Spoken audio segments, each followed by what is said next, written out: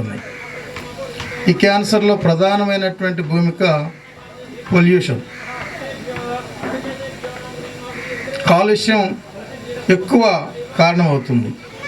ఈ కాలుష్యంలో కూడా రెండు అంశాలు ఉన్నాయి. ఒకటి, ఇవాళ మనం పంటల మీద వాడుతున్నటువంటి పురుగు మందులు చాలా కీలకమైనటువంటి భూమిక వహిస్తూ ఉన్నాయి. వీటితో పాటు ప్లాస్టిక్ వాడకం, ఈ రెండే పెద్ద ప్రమాదంగా ఉన్నాయి. మానవజాతి మనుగడకు కూడా నష్టంగా ఉన్నాయి. వీటిని నివారించకుండా, ప్రత్యామ్నాయ సంస్కృతి ఆలోచించకుండా ఇటువంటి క్యాన్సర్ లాంటివి మరికొన్ని మరణాలను ఆపటం సాధ్యం కాదనేది కూడా గమనంలో ఉంచుకున్నప్పుడు మరి ఇటువంటి వాటికి కూడా తగిన ప్రత్యామ్నాయం రావాల్సినటువంటి అవసరం ఉందని చెప్పేసి కూడా నేను భావిస్తూ, సరే ఉన్నటువంటి మేరకు ఈ రెండు విషయాలను మీకు చెప్పే అవకాశం ఇచ్చినందుకు ధన్యవాదాలు తెలియజేస్తూ వెంకటేశ్వర. ప్రపంచ స్థాయిలో మన ప్రాంతవాసిని తెలంగాణ బిడ్డని నిలబెట్టి మరి ఈ విశ్వంలో ఎక్కడో ఉన్నటువంటి మట్టిలో మాణిక్యాన్ని వెలకతీయగలిగేటువంటి శక్తి మనకు ఉంది అని నిరూపించడంలో ముందున్న నా సహోదరుడి గురించి మాట్లాడిన మీకు ప్రత్యేకంగా ధన్యవాదాలు తెలియజేస్తున్నాం. అన్నయ్య క్లాస్మేటు, మరి జూనియర్గా ఉన్నటువంటి భిక్షపతి గారిని వచ్చి ఒక సమయము ఇవ్వలేదు కనుక ఒక రెండు మాటల్ని పంచుకోవాల్సిందిగా ఆహ్వానిస్తున్నాం. మధ్యలో ఉండి ఎప్పుడు హాస్టల్కి వస్తూ పోతూ ఉండేవాడు. ఆ విధంగా నాకు బాగా పరిచయం అన్న. స్పోర్ట్స్లో ఇంట్రెస్ట్గా ఉండేవాడు. ఒక్క నిమిషం మాట్లాడుతున్నా, ఎక్కువ మాట్లాడను. ఈ సొసైటీ ఎలా ఉందంటే, చనిపోకముందు బాధల్లో ఉన్నప్పుడు వేళ్ళ మీద కూడా ఎవరు పరామర్శించడం మానేశారు అందరూ. గతం వెనకట ఉండేది. చచ్చిపోయినాక కర్మకాండల మాత్రానికి వేయిల్లో వస్తున్నారు జనాలు, 1000-500 వస్తున్నారు. అదే వాళ్ళు ఆపదలో ఉన్నప్పుడు కనీసం ఇందులో ఒక సగం మంది అన్న పరామర్శించి మన చేతనైనంత వాళ్ళకేమన్నా అంటే ఆర్థిక సాయం అవసరం ఉంటే ఆర్థిక సాయం, మాట సాయం అవసరం ఉంటే మాట సాయం, ఏదైనా హాస్పిటల్ పరంగా సాయం ఉంటే హాస్పిటల్ పరంగా సాయం, ఆ విధంగా మనం ఏమైనా సహాయం చేసి ఆ విధంగా మనం ఏమైనా ముందుకెళ్ళగలిగితే మనం చాలామందిని, కొంతమందిని రక్షించగలిగే ఆ సమయం మనకి ఉంటుంది. కొంతమంది మనం మిగిలిపోవడానికి ఆస్కారం ఉంటుంది. ఎలా ఉందంటే, ఇప్పుడు ఒకప్పుడు క్యాన్సర్ అంటే ఆ మాట వింటేనే మన భయం వచ్చేది. కానీ ఈ రోజుల్లో చాలామందికి ఎక్కువ క్యాన్సర్ అని బాగా ఈ రోజుల్లో ఎక్కువ వింటున్నాం మనం. ఏదైనా మన ఐలన చెప్పాడు ఇందాక, గతంలో పూర్వకాలంలో ఉన్న బంధుత్వం అనేది మొత్తం మాసిపోయింది, అదంతా అంతరించిపోయింది. ఇదంతా రెడీమేడ్ లాగా అయిపోయింది. జీవితాలు కూడా విలువలేని జీవితాలుగా అయిపోయింది. దేశంలో బ్రతుకు ప్రాణం అంతా కూడా విలువ లేకుండా అయిపోయింది. మనం బ్రతుకున్నప్పుడే ఒక ఫ్రెండ్ లాగా, ఒక తండ్రిని తండ్రిలాగా, ఒక చెల్లిని చెల్లిలాగా, ఒక అమ్మని అమ్మలాగా చూసుకుంటే వాళ్ళు కొంత ముందుకెళ్ళి కొంతకాలం అన్నా బతకడానికి అవకాశం ఉంటుంది అని నా ఆలోచన. వీరంతా చనిపోయినాక మనం వచ్చేసి ఎన్ని మీటింగులు చెప్పుకున్నా, ఎంత చేసుకున్నా అన్న తిరిగిరాడు, ఎవరు తిరిగిరారు. బ్రతుకున్నప్పుడు మన సహాయాన్ని ఎంతో అంత, నాకైనా మీకైనా ఎవరికైనా 10 మంది సహాయపాట్లు చేస్తే వారి యొక్క కుటుంబానికి కొంత ఆర్థిక పరంగా కానీ, సపోర్ట్ పరంగా కానీ, దేనికి ఒక మనోభావం కానీ బాగుంటుంది అనేది నా ఉద్దేశం. కొంతమందికి ఎలా ఉందంటే, అరే అన్న చనిపోయినట్రా కర్మాట ఈరోజు, సార్ ఆ రోజు మనం పోలేకపోయినాం, మరి వస్తావారంటే ఎన్ని గొర్రెలు కోసారు, గొర్రెల కోళ్ళ అంటే చికెన్ ఆర్డర్ అంటే ఏమొత్తంలే మనం అనే స్థితికి ఈ రోజుల్లో సమాజం దిగజారిపోయింది. అది కాకుండా మనందరం కలిసిమెలిసి ఉండి ఎవరు ఇబ్బందులు ఉన్నప్పుడు వాళ్ళని ఆదుకునేటప్పుడు అందరూ చేసి క్రీస్తుశేషులు బిఆర్ వెంకటేశ్వర్లు గారి సంతాప సభకు ఇచ్చేసినటువంటి పెద్దలందరికీ నా యొక్క నమస్కారం చెప్తున్నాను. మాది మనుగూరు దగ్గర పగడేరు మా ఊరు. మనుగూరులో నేను ప్రైవేట్ స్కూల్లో పనిచేస్తున్నప్పుడు మన కృష్ణను వెంకటేశ్వర్లు ఇద్దరు వీళ్ళు కూడా ఒక ప్రైవేట్ స్కూల్లో పనిచేస్తుండేటోళ్ళు. 98 అనుకుంటాను. అసలు డిఎస్సిలో కృష్ణకి జాబ్ వచ్చింది.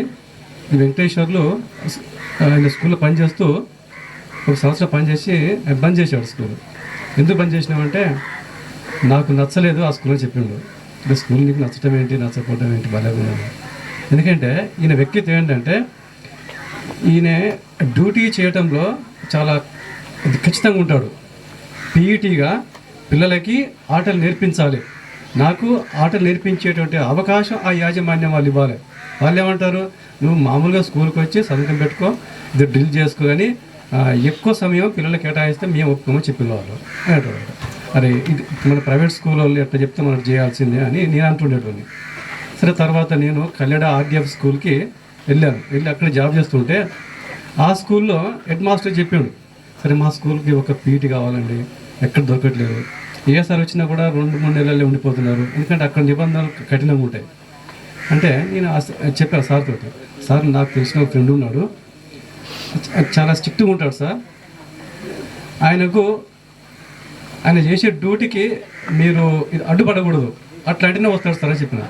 మేము రెడీగా ఉంటాం, మీ ఎంత అయినా మీ ప్రోత్సహిస్తామని చెప్పిండు. 2000 సంవత్సరం 2001లో ఇక చెప్తే వచ్చి ఆ సార్ని చెప్పిన, ఇక్కడ ఇది పరిస్థితి, అది ప్రైవేట్ స్కూలే, ఇట్లా ట్రస్ట్ ద్వారా నడుస్తుంటుంది స్కూలు, ఇట్లా కండిషన్ ఉంటే ఇట్లా నడుస్తుంటుంది, జీతం ఎంత ఉంటుందంటే నేను ఏమంటే జీతం ముఖ్యం కాదు, నాకు నచ్చినట్టుగా స్కూల్ ఉండాలి, నేను మంచిగా పని చేయాలి, అలాంటి స్కూల్ అంటే నేను వస్తాను చెప్పిండు, లేకపోతే నేను పోయి మా పొలం దున్నుకొని అయినా నేను జీవిస్తా కానీ అని చెప్తుండేటోడు. సరే ఆయన కోరిక ప్రకారంగా ఎట్లాంటి నిబంధనలు ఉన్నాయో పోయి చెప్పాను, స్కూల్గా పరిచయం చేసిండు, వాళ్ళు ఇంటర్వ్యూ చేసిండు, సెలెక్ట్ అయ్యిండు, మంచిగానే చేస్తున్నాడు. చేసుకుంటూ ఒక నెల రోజుల్లోనే ఈయన ఎలాంటి వ్యక్తి అక్కడ అర్థమైపోయింది. వాళ్ళు కూడా చెప్పిన, సార్ ఈయన ఇలాంటి వ్యక్తి మంచిగా పనిచేస్తాడు, ఈయనకు మీరు పూర్తి సహకారం ఇవ్వాల్సిందే, చదివే అని కాదు, ఇక్కడ ఆటలో కూడా బాగా అవసరం సార్ అనుకుంటూ. ఈయన వ్యక్తిత్వం ఎట్లా అంటే, పిల్లలు సహజంగా నేను టీచర్గా చేస్తుంటాను, మేమేమో పాఠం చెప్పుకుంటూ వెళ్ళిపోతుంటాం. ఈయన ఏంటంటే ఏ పిల్లవాడు ఏ ఆటలలో ఉన్నాడో మొత్తం గ్రహించి అతను ఏ రిక్వెస్ట్ తీసుకొని ఆ రూట్లో పంపిస్తాడు. అలాంటి వ్యక్తి తర్వాత ఇప్పుడు దాదాపు ఒక 24 గంటల పాటు పనిచేసిండు. ఇప్పుడు మన జీవన్జీ దీప్ ఒకతే కాదు, చాలామంది పిల్లల్ని ఒక మంచి స్థాయిలో పట్టుకుపోయిన ఆయన. చాలామంది పిల్లలు అంటే ఈయన చేయడానికి అవకాశం ఆ స్కూల్ ఇచ్చింది, వాళ్ళు కూడా ఇచ్చారు. ఈయన మంచిగా పనిచేసిండు. దాదాపు పరసగిరి మండలంలో చాలా గ్రామాలలో ఈయన పేరు ప్రఖ్యాతులు ఉన్నాయి, చాలా గొప్ప వ్యక్తి. అయితే నేను ఆయన కలిసి ఒక 5 ఏళ్ల పాటు పనిచేసిన ఆ స్కూల్లో. చాలా మరులైన వ్యక్తి. ఇప్పుడు ఒకసారి చెప్పాడు, ఆయనకు కులం ఇదని కాదు, ఇక్కడ కుల మతాల గురించి కాదు, ఒక ఫ్రెండ్ కాదు, మొత్తం బందా కలుపుతాడు, నన్ను బావా అంటున్నాడు అంతే తప్ప ఇది వెంకన్న ఇదని కాదు, అక్కడ మొత్తం బావలాగానే సంబోధించి ఎప్పుడు కలిసినా కూడా ఆయనను. ఆ విధంగా ఇక నేను 2005లో గాంధీబాబు గారు చెప్పారు, నేను మిమ్మల్ని చూసి తీసుకొచ్చుకున్నాను, నాకు మంచి పీఈటీ కావాలి, మీరు అపాయింట్ చేసి పొమ్మనంటే మా అన్నయ్యని నేను అపాయింట్ చేస్తానికి పిలిస్తే, నేను ఇంతవరకు ఏ స్కూల్లో చేయలేదు కదరా, 1000 మంది పిల్లలు అక్కడ నేను ఎలా చేయగలను అని అంటే, లేదు నాకు ఆ నమ్మకం ఉంది, నువ్వు వచ్చేయని చెప్పేసి అన్నయ్యతో పాటు 3 months నేను కంటిన్యూగా స్కూల్లో ఫాలో అవుతూ ఆ తర్వాత నేను వెళ్ళాను. నాకంటే గొప్పగా అక్కడ ఆ పిల్లల్ని తీర్చిదిద్దటంలోనూ క్రమశిక్షణలో నిలబెట్టడంలో మరి ఎంతో కూడా కృషి వలుడిగా నిలిచి ఉన్నాడు. ఈ సమయంలో మరి జీవన్జీ దీప్తి వల్ల పేరెంట్స్ వచ్చారు, చాలా సంతోషం. సమయము చాలా తక్కువగా ఉన్నది. అందరికీ నమస్కారం అండి. నా పేరు తిరుమలరావు వంకాయలపాటి. మేము 1976లో పరిచయం ఇద్దరం. 1976 అంటే 46 సంవత్సరాల జీవిత చరిత్ర మా ఇద్దరు చిన్ననాటి స్నేహితులు. గార్ల హాస్టల్లో చేర్పిస్తానికి మా నాన్నగారు నన్ను మా నాన్న తీసుకుపోయినారు.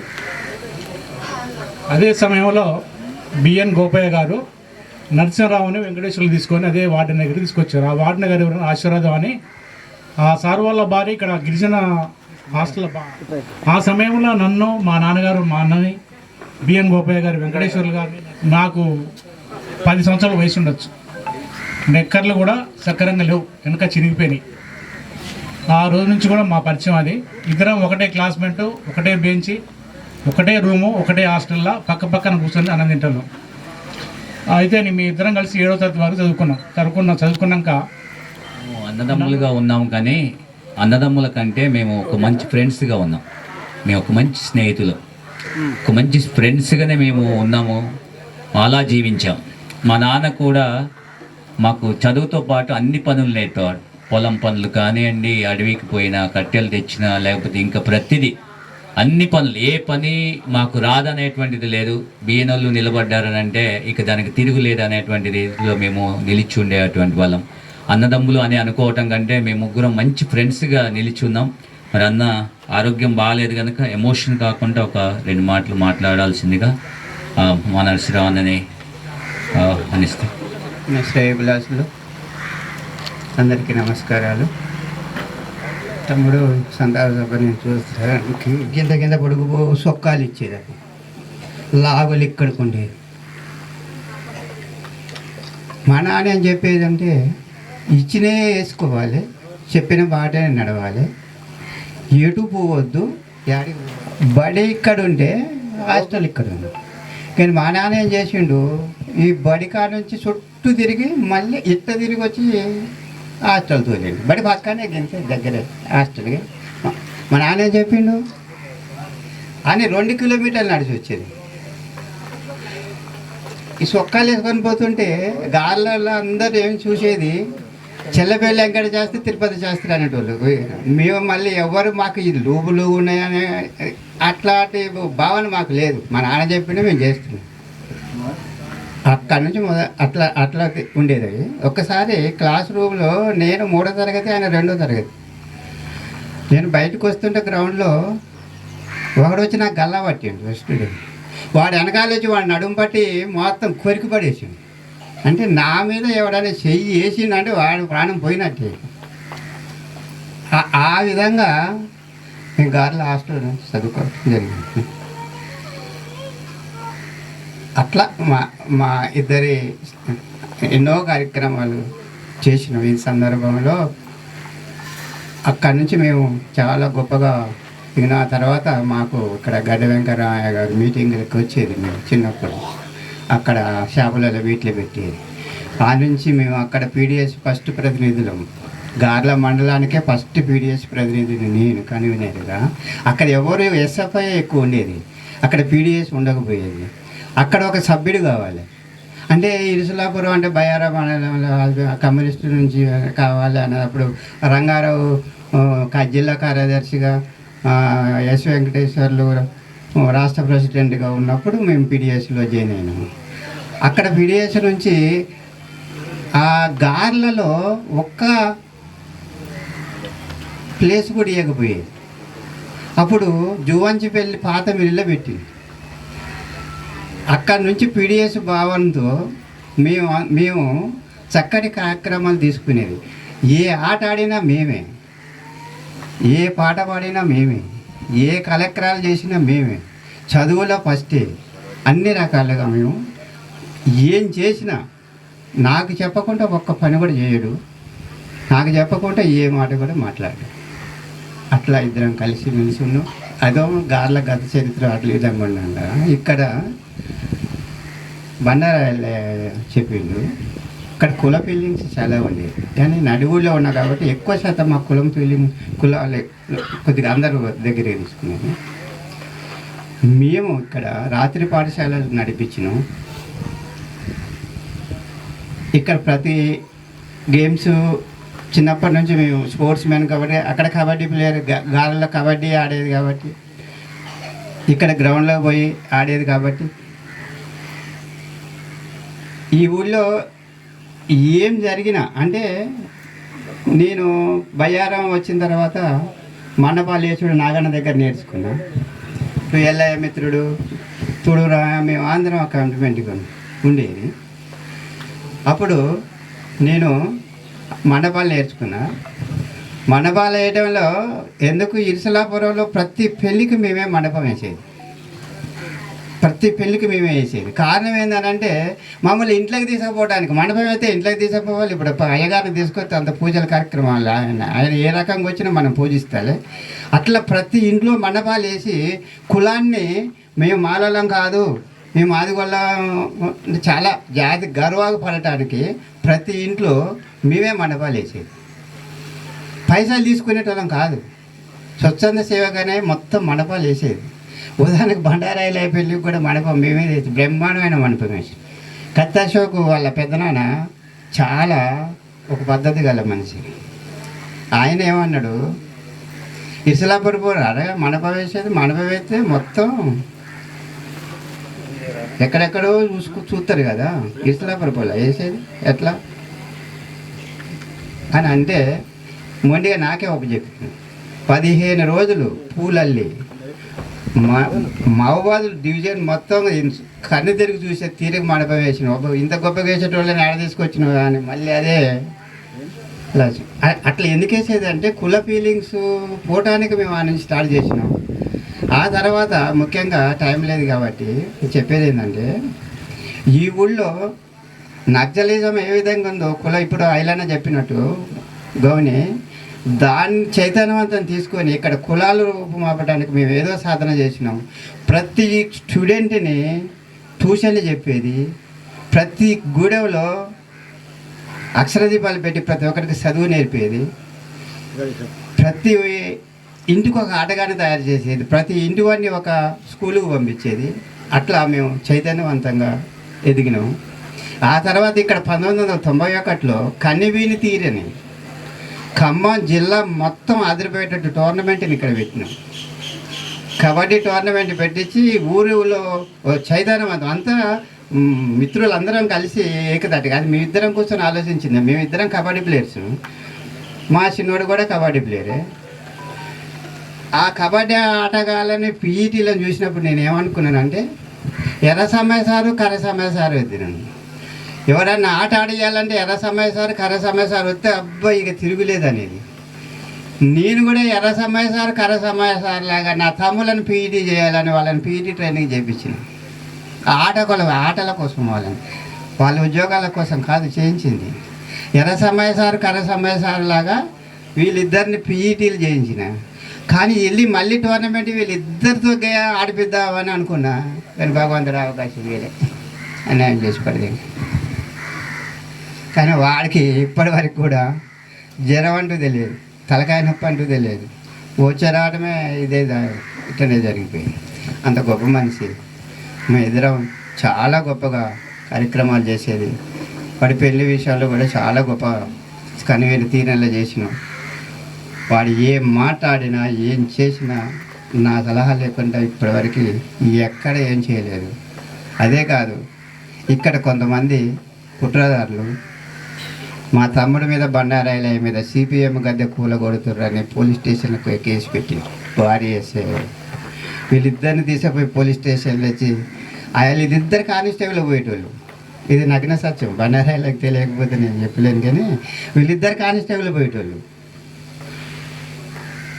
ఆ ఇంటర్వ్యూ కూడా ఏదో ఉండే. పోలీస్ స్టేషన్ నుంచి భారీ వేసే లంజవాడికి బయటకు పంపలేవాడు.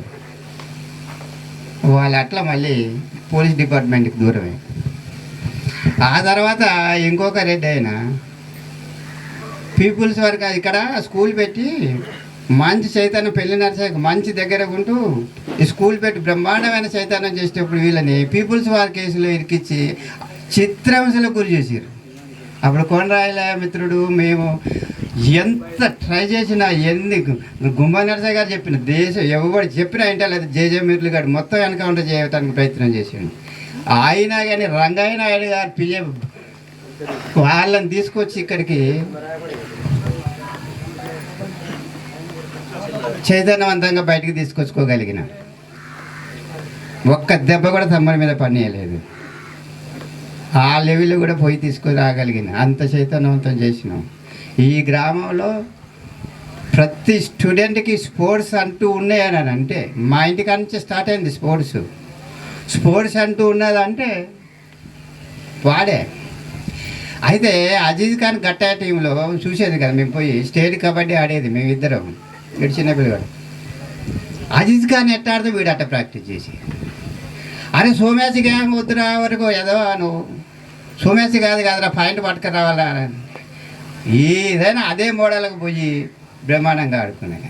ఆ తర్వాత బండారాయలను ప్రేర్ చేసి, తర్వాత కోరేం కన్నా కొంటి మనిషి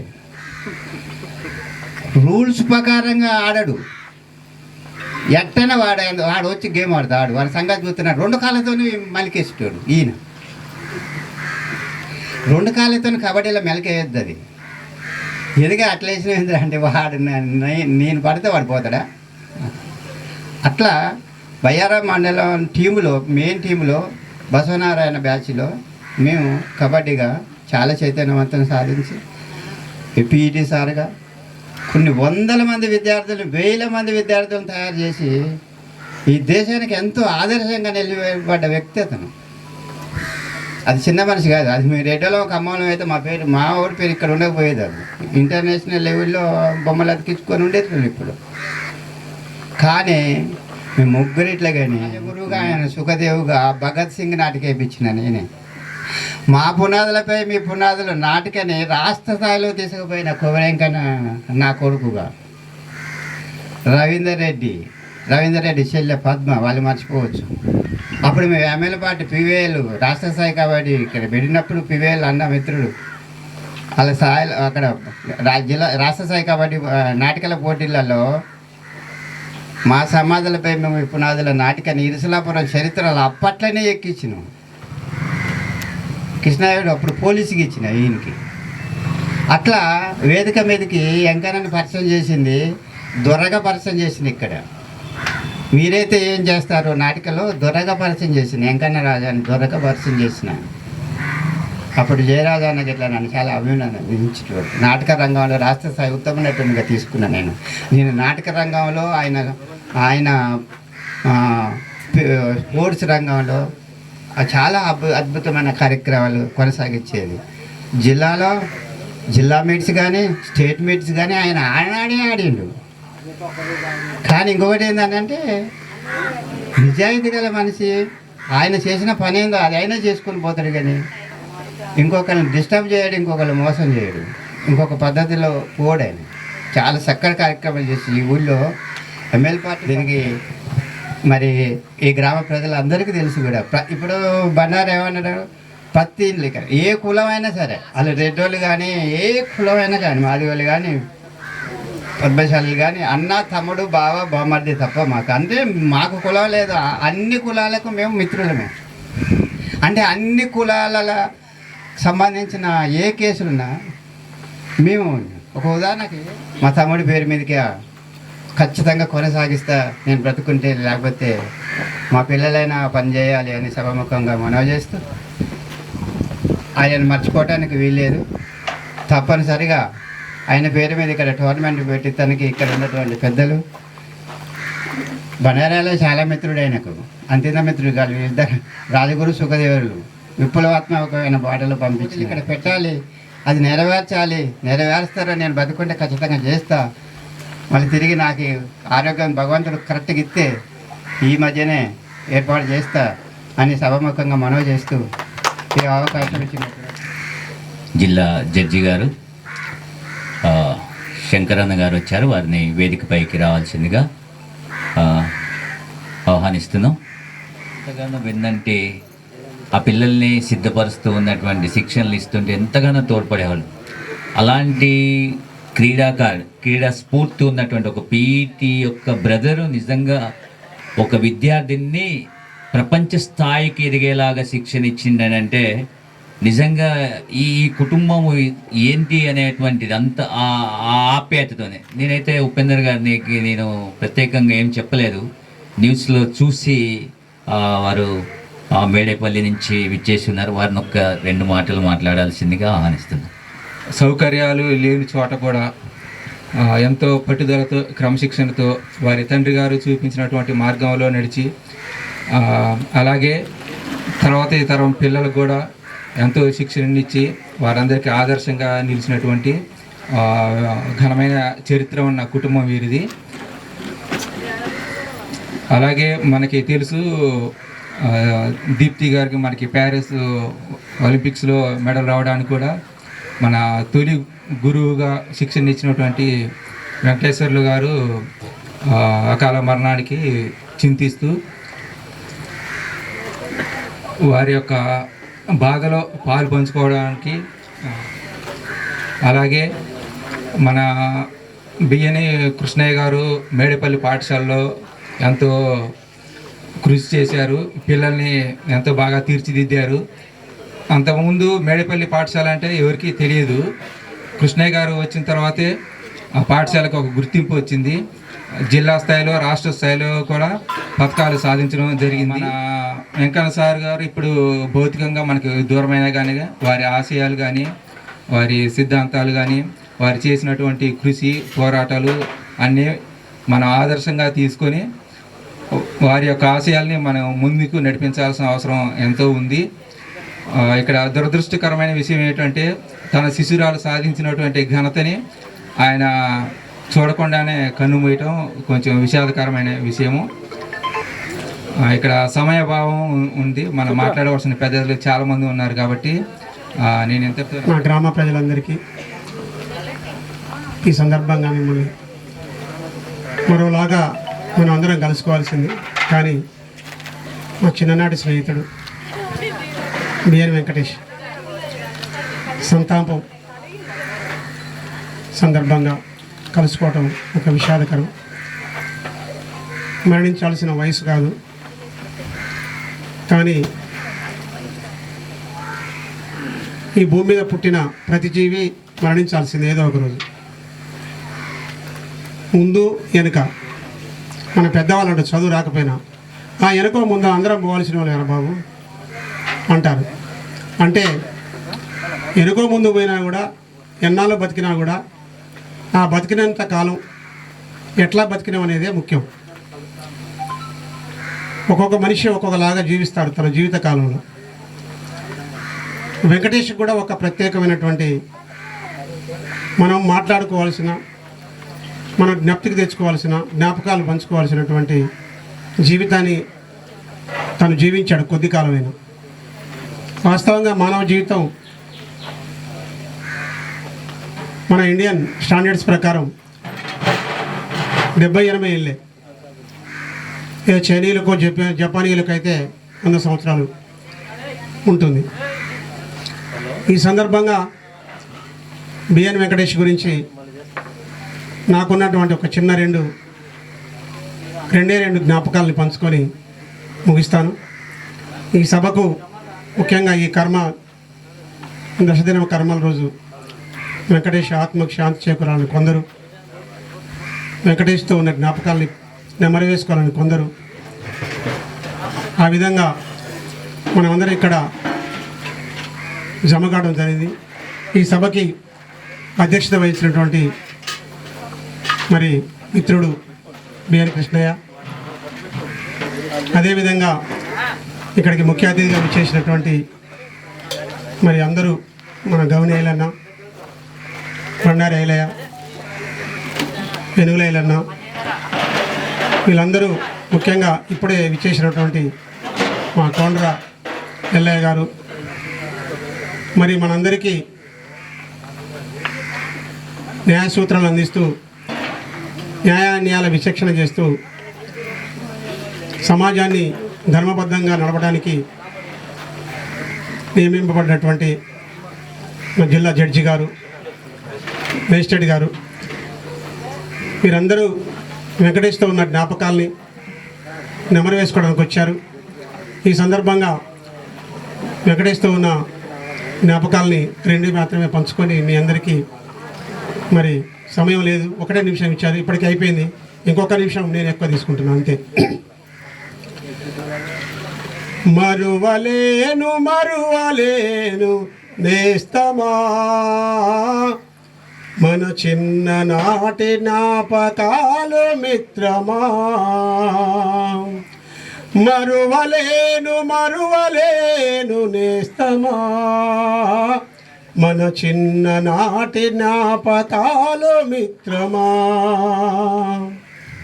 మంచికి మారు పేరు మా వెంకటేశు, మానవతకు మరో పేరు మా వెంకటేశు.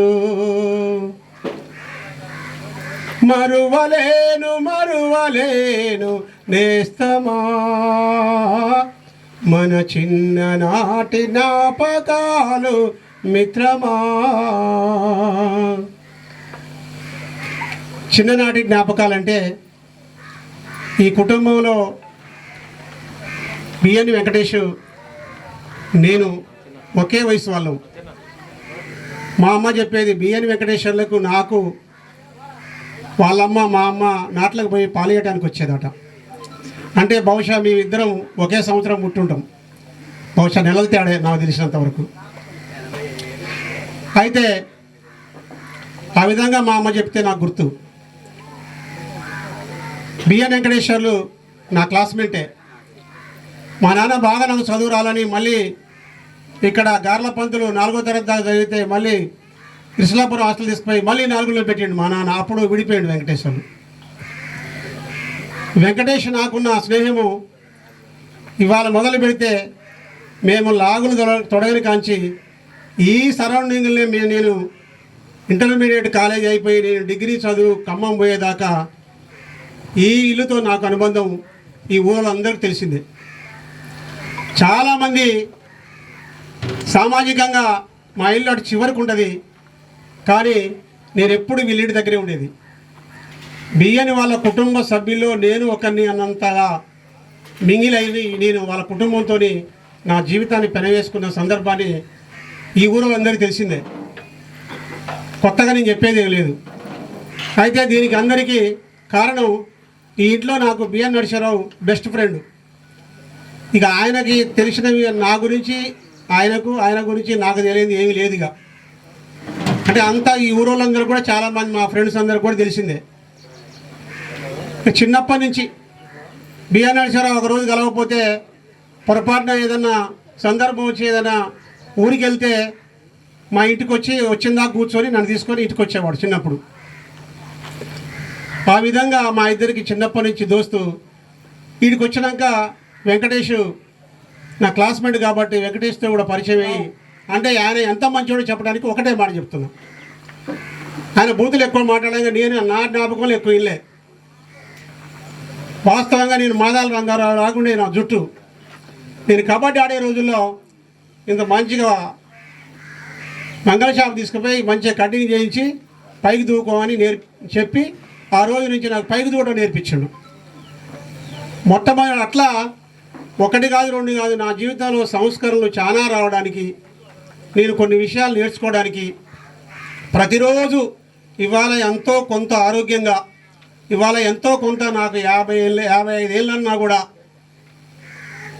ఆరోగ్యంగా ఉన్నానంటే దీని వెనక బిఎన్ వెంకటేశ్వర్ల కృషి ఎంత ఉంది.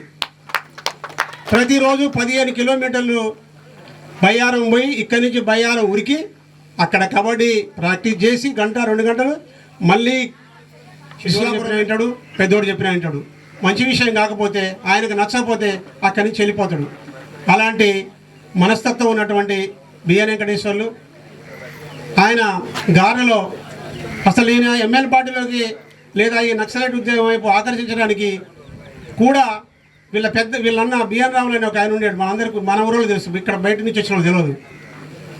బిఎన్ రావులు ఆ రోజులలోనే గడ్డ వెంకటరావుతో తిరుగుతూ, ఆ రోజులలోనే నక్సలైట్ ఉద్యమంలో గొప్పగాని నర్సయ్యతో తిరుగుతూ మన ఊరికి మరి బిఎన్ రాములు పాటలు పాడుతూ ఈ ఊర్లో కానీ లేదా మన పక్కన ఇక ఎవరు చెప్పినా చెప్పకపోయినా ఇంటికాడ తిట్టకపోయినా బిఎన్ గోపయ్య రోజు ఎడుతూనే ఉండేది, ఆయన పైన ఆయన చేస్తూనే ఉండేది. ఎందుకంటే వాళ్ళ ఇంటికాడ వచ్చి చిన్నప్పుడు నేను వెనక లాగులు తినినా కూడా వచ్చి వాళ్ళ ఇంటికాడ నేను ఉండేది.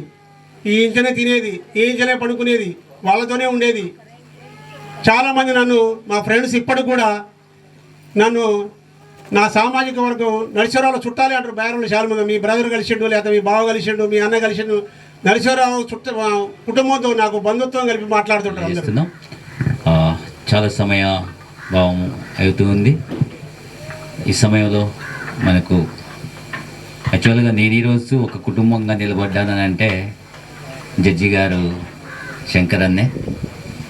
ఆ ఆప్యాయత మరి ఆ అనుబంధం మా కుటుంబంతో ఉండటాన్ని బట్టి మరి వారు వెసులుబాటు కల్పించుకొని మన మధ్యకు వచ్చారు. చివరిగా వారు మాట్లాడిన తర్వాత అశోక్ అన్న అవుట్ ఆఫ్ థ్యాంక్స్తో ముగిస్తారు. తర్వాత భోజనాలు చేస్తూ ఉంటే కూడా మనము మాట్లాడుతూ పాటలు పాడుకుంటూ వెళ్ళిపోదాం. శంకర్ అన్నని కొన్ని మాటలు మాట్లాడాల్సిందిగా ఆహ్వానిస్తున్నాం.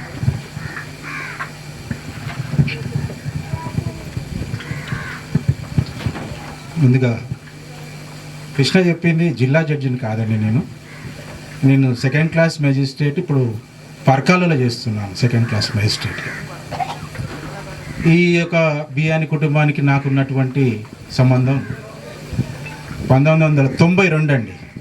92లో ఈ ఊరికి వచ్చాను. అప్పుడు అడ్వకేట్గా ప్రాక్టీస్ చేస్తున్నాను మైబాగ్లో. వీళ్ళ కుటుంబానికి నాకున్న ప్రేమ యొక్క పరిచయాన్ని సిరిపంగి నాగేశ్వరరావు గారు గార్ల వారు పరిచయం చేశారు నాకు. అని ఒకసారి ఇరుసులాపురం పోయిద్దాము, ఫారెస్ట్ చాలా ఎమరాల్డ్ ఫారెస్ట్ అన్నట్టు. ఇక్కడికి వచ్చేసరికి ఒక సంఘటన చెప్తాను.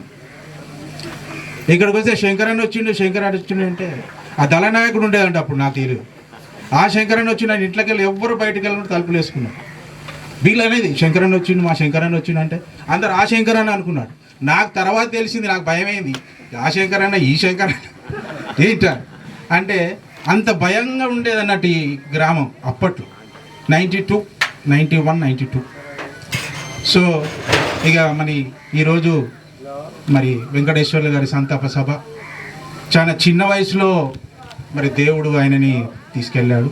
చాలా బాధాకరమైన విషయం.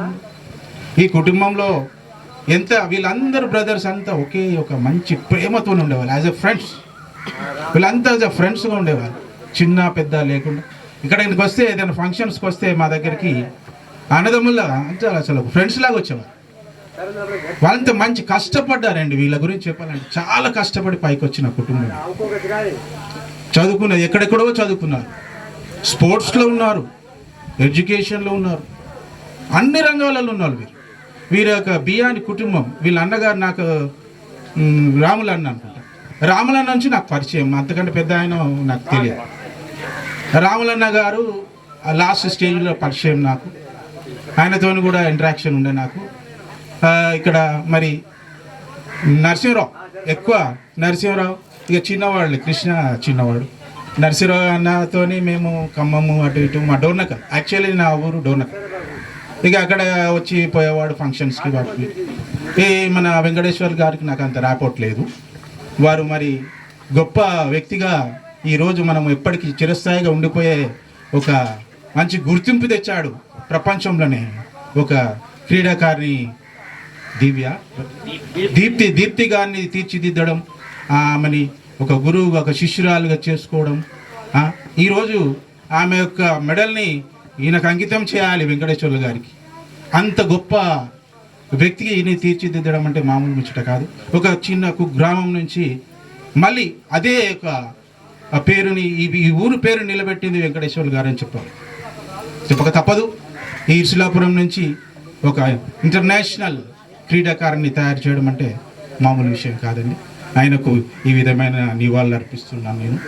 మరి వెంకటేశ్వర్లు గారు వారి యొక్క ముఖ్యంగా ఒకటే చెప్పదలుచుకున్న సమయం లేదు కనుక నేను ఒక రిక్వెస్ట్ చేస్తున్నాను ఈ యొక్క బియాని కుటుంబంకి, నరసింహరావు గారికి, కృష్ణకు, మీ అన్నయ్య కుటుంబాన్ని, వారి పిల్లల్ని బాధ్యత తీసుకోవాల్సిందిగా నేను వారికి విజ్ఞప్తి చేస్తున్నా. ఈ సభాముఖంగా వారి యొక్క చదువు విషయంలో, పిల్లల చదువు విషయంలో శ్రద్ధ తీసుకోండి.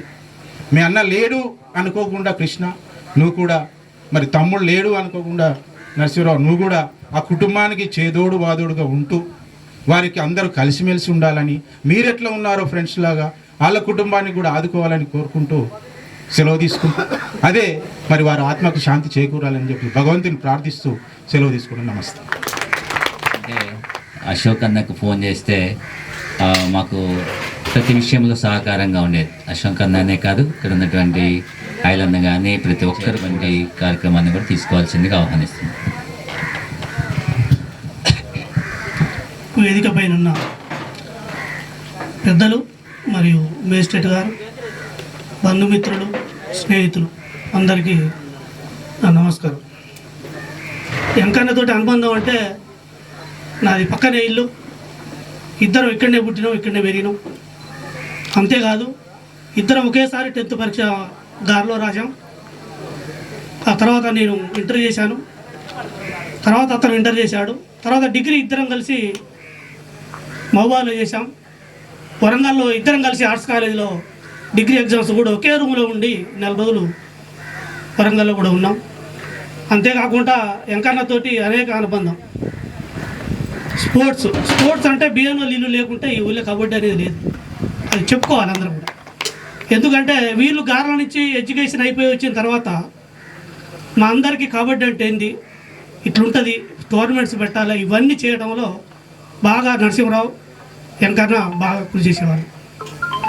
వెంకన్న ఇది ఒకటే కాకుండా మా బ్యాచ్కి కరాటా కూడా నేర్పేవాడు. బయట నుంచి కోచింగ్ తీసుకొచ్చి మాకెందుకే కరాటా అంటే కూడా తెల్లారగట్ల 5 గంటలకు మంచి నిద్రలో కూడా ఇంటింటి తలుపు లేపి వద్దా వెంకన్న అన్న కూడా తీసుకుపోయి కరాటా నేర్పి ఆత్మరక్షణగా ఉండాలి అని కూడా అతను చేసేవాడు. అతనితో పాటు పొలిటికల్లో పీడిఎస్లో ఇద్దరం కలిసి తిరిగినాం, ఇస్లాపురం విద్యార్థి సంఘంలో ఇద్దరం కలిసి తిరిగినాం, అనేక సార్లు స్పోర్ట్స్ పెట్టినప్పుడు ఇద్దరం కలిసే పనిచేసినాం, కల్చరల్ ట్రాక్ చేసినప్పుడు ఇద్దరం కలిసే పనిచేసినాం. నేను ఎక్కువ ఇంటి పక్కన ఉండటం వల్ల నరసింహరావు వెంకన్నతో ఎక్కువ అనుబంధం ఉన్నది. మమ్మల్ని వీళ్ళతో తిరగొద్దనే వాళ్ళు కూడా కొంతమంది గ్రామంలో అనేవాళ్ళు కూడా ఉండేవారు. ఆయన వీళ్ళతో మేము కలిసి ఉండేవాళ్ళం. మాకంతటికి పునాది ఏంటిది అంటే మేము ఎర్రజెండలో పనిచేయటం, పీడిఎస్లో పనిచేయటం. పీడిఎస్లో పనిచేయటం వల్లనే ఆ అవగాహన ఉండే మంచి అవన్నీ అందులోనే నేర్చుకొని మేము స్నేహితంగా దగ్గర అయ్యి ఒక మంచి. అంతేకాకుండా వెంకన్న పెళ్లి విషయంలో కూడా వాళ్ళ అక్కబిడ్డను చేసుకోవాలనే టైంలో నన్ను ఒక సలహా అడిగిండు. అక్కబిడ్డను చేసుకోవాల్సి వస్తుంది, ఎట్లా అంటే మరి చేసుకోవాలి కదా, తప్పదుగా మరి అక్కలు కూడా అందరితో కూడా ఒక రాములు అంటే పెద్దోడు, కానీ వీళ్ళందరితోటి నాకు అంటే పుట్టిన కాంచి ఇప్పటివరకు నాది 54 సంవత్సరాల వయసు, ఇప్పటివరకు కూడా వీళ్ళతోటి అనుబంధం ఉంది. అంతేకాకుండా ఇస్లాపురం అంటే మామూలు గ్రామం తెలంగాణలో. ఈ గ్రామం నుంచి కోచ్ దీప్తిని ప్రపంచవ్యాప్తంగా తెలియజేసిండు. అందరం అనుకుంటాం కానీ అది అంత సులువైనటువంటిది కాదు. ఎంతో క్రీడా స్ఫూర్తి ఉండాలి. ఆ క్రీడా స్థలమే నా ఇల్లు అనుకొని నిలిచేటువంటి మనస్తత్వం కలిగినటువంటి వాడు. మా కుటుంబంలో నేను మా అన్న మాట్లాడగలిగేటువంటి స్థితిలో ఉంటాం, కానీ మా అన్న ఎక్కువ మాట్లాడాడు, ఎక్కువ పని చేస్తాడు, తక్కువ మాట్లాడతాడు.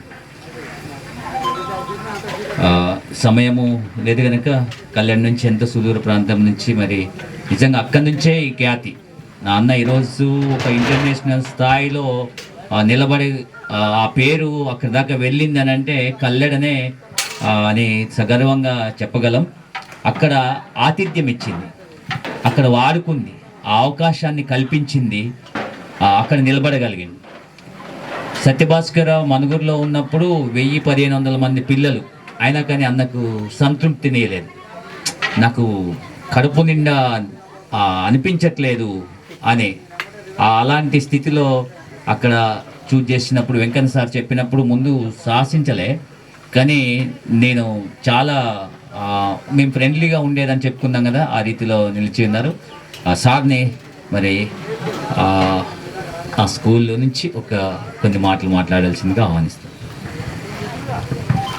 థ్యాంక్ యూ కృష్ణ గారు. నమస్తే అండి, నా పేరు Srinivas, RDF Kalleda high school head మాస్టర్ని. ఇవాళ వెంకన్న లేడు అనే విషయాన్ని మేము జీర్ణించుకోవడానికి చాలా కష్టంగానే ఉంది నిజంగా చెప్పాలంటే. 2000 సంవత్సరం నుంచి వెంకన్నతో మాకు విడదీయరాని అనుబంధం ఉంది. ఒక ఫ్యామిలీ మెంబర్ కానీ, ఒక కొలీగ్ టీచర్గా కాదు, మేము ఒక అన్నదమ్ముల లెక్కనే పెరిగేది. అందులో ఇప్పుడు ప్రత్యక్ష సాక్ష్యం వెంకన్న, గవర్నమెంట్ టీచర్ వెంకన్న గారు. వాళ్ళిద్దరూ ఫస్ట్ బావబామర్దులు అనుకునేది మేము ఫస్ట్ వచ్చినప్పుడు, కానీ వాళ్ళు బెస్ట్ ఫ్రెండ్స్. అదేవిధంగా మా అందరితో కూడా అదే రిలేషన్షిప్ మెయింటైన్ చేసి ఉంటాను. ఆయన ఎప్పుడు కూడా నేను ఒక స్కూల్లో ఒక జాబ్ చేస్తున్నా అనే ఫీలింగ్ కాకుండా ఇది నాది, ఇది నా పని అనుకొని అంత డెడికేషన్గా పనిచేసిన టీచర్లు లక్షలలో ఒకరిద్దరే ఉంటారు. అలా అంత గొప్ప టీచర్ ఆయన, గొప్ప అసలు నిజంగా.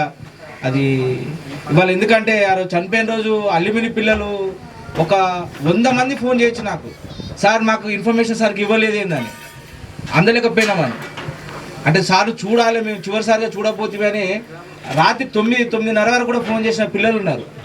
కొంతమంది పిల్లలు సార్ మాకు బస్సు ఇవ్వండి, మేము బస్సులో పోతాం సార్ దగ్గర కంటే బస్సు ఇచ్చినాము. ఆ రోజు కొంతమంది బస్సులో వచ్చిన పిల్లలు.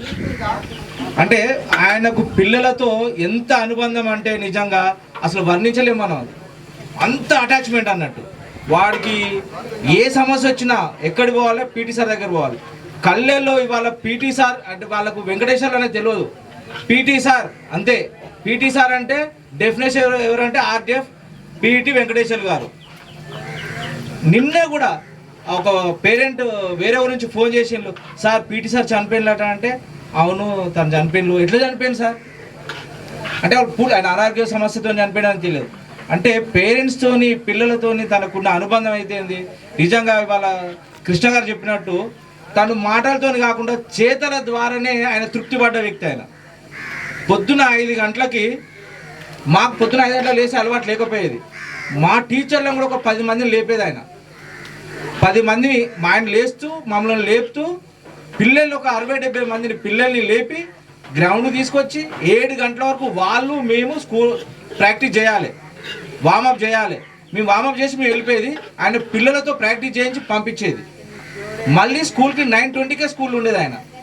మళ్ళీ 4:30 to 6:30 మళ్ళీ ఈవినింగ్ పిల్లలతో గడిపేది.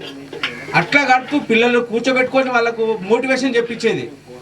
అంత డెడికేషన్ అంటే నిజంగా కథలలో విన్నాం కానీ నిజంగా అంత డెడికేషన్ టీచర్ను దాదాపుగా నేను ఎందుకంటే చూస్తాను అని అనుకోను. అంత డెడికేషన్ అంటే అంత డెడికేషన్. ఇవాళ ఆ దీప్తి అనే అమ్మాయి ఉంది కదా, చిన్నప్పుడు ఆ అమ్మాయిని ఎంత బాగా చూసుకున్నారంటే వాళ్ళ ఇంటి ముంగట మోరి ఉండేది. ఆ అమ్మాయి చిన్నపిల్ల కదా, అది లేచి రాకపోతే అక్కడ కూర్చునే ఆమె కొంచెం లేచినంత వరకు ఆ మోరి మీద కూర్చునేది ఆయన. ఎందుకంటే ఆ అమ్మాయి వస్తే లేదా అమ్మాయిని తీసుకొని పోవాలని నేను ఆడ కూర్చునేది. అంత డెడికేషన్ ఉన్న వ్యక్తి. ప్లస్ ఇంకోటి మీరు చెప్పినట్టుగా ఎవరితోని గొడవకు ఆయన ఇష్టపడపోయేది. ఇష్టం ఉంటే మాట్లాడేది, లేకపోతే కాముగా వెళ్ళిపోయేది. అంతే తప్పితే ఆడ వీలైతే దాని సమస్యను పరిష్కరించే ప్రయత్నం చేసేది.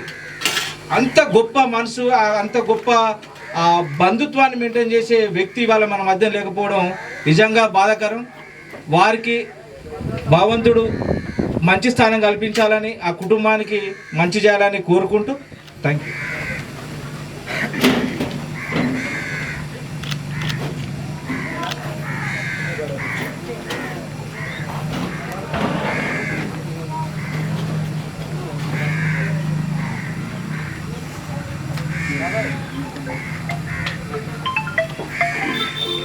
Okay, thank you. అన్నా ఇంకన్నా ఎక్కడ ఉన్నావే, నా పక్కన ఉన్నావా, మాకు తోడై నిలిచావా. వాడాను విశ్వానంలో నిలిపి దీప్తిని గెలిపించి నీ ఆశ నెరవేర్చి. మాకు 30 years నుంచి పరిచయం కాకపోతే యువజనం పంచభూతాలే తోడై సదా, పంచ ప్రాణాలై రావా పదా.